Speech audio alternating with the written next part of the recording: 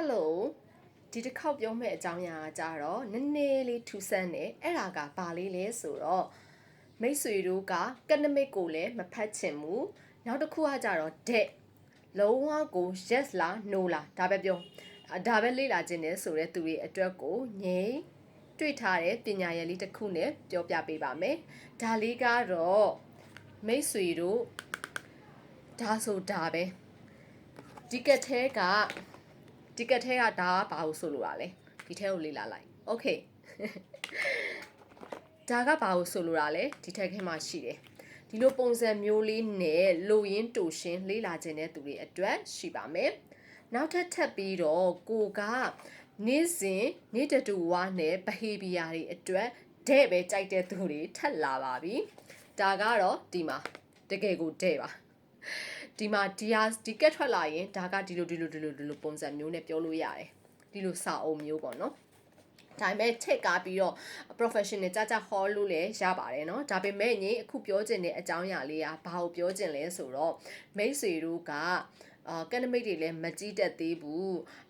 ဒီစာအုပ်ကဒါကိုပဲပြောတယ်ဒါကိုပဲလေ့လာမယ်ဒါကိုပဲသိကျင်တယ်ဒီလိုပုံစံမျိုးနဲ့ပဲသွားကျင်တယ်ဆိုတဲ့သူတွေကိုပဲ target ထားပြီးတော့ပြောပြတဲ့အကြောင်းအရာပဲဖြစ်ပါတယ်เนาะโอเค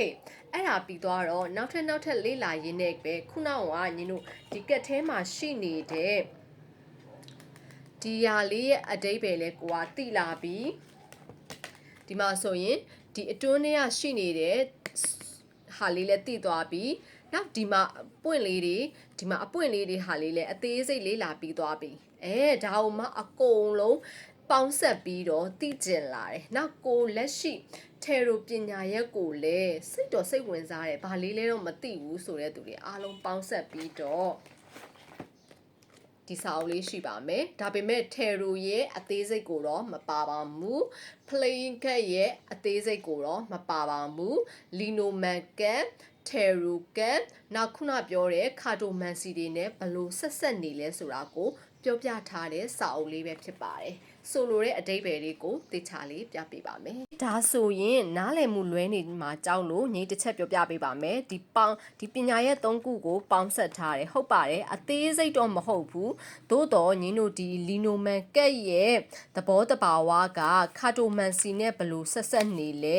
ဒီ Tarot ကက်နဲ့ဘလို့ဆက်နေလဲကိုပြောပြထားတဲ့စာအုပ်မှုလို့မိတ်ဆွေတို့ဒါကတော့ professional နည်းနည်းပို့ပြီးတော့စံလာပါတယ်ဆက်တွေးခေါ်နိုင်စွမ်းအားတွေဉာဏ်ကိုသုံးရမယ့်အပိုင်းတွေအများကြီးပါလာပါတယ်